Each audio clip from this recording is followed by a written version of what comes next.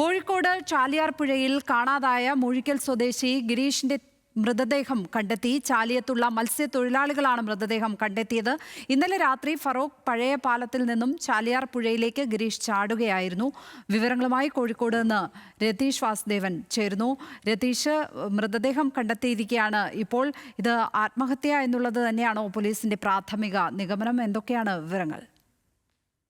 ലക്ഷ്മി, ഇന്നലെ രാത്രിയിലാണ് ഫറോക്ക് പഴയ പാലത്തിൽ നിന്ന് ഗിരീഷ് താഴേക്ക് ചാടിയതായി വിവരം ലഭിച്ചതെ തുടർന്ന് ഫയർഫോഴ്സ് ഉൾപ്പെടെ നാട്ടുകാർ ഉൾപ്പെടെ തെരച്ചിൽ നടത്തിയത്. പക്ഷേ ഇന്നലെ വൈകി ഏറെ തെരച്ചിൽ നടത്തിയെങ്കിലും മൃതദേഹം ലഭിച്ചിരുന്നില്ല. ശക്തമായ ഒഴുക്കുണ്ടായിരുന്നതിനാൽ മൃതദേഹം താഴേക്ക് പോവുകയും പിന്നീട് ഇന്ന് രാവിലെ തിരച്ചിൽ ആരംഭിക്കുന്നതിന് മുമ്പ് തന്നെ ചാലിയത്തുള്ള മത്സ്യത്തൊഴിലാളികൾക്ക് ഈ ഗിരീഷിന്റെ മൃതദേഹം ലഭിക്കുന്ന സാഹചര്യം ഉണ്ടാവുകയായിരുന്നു.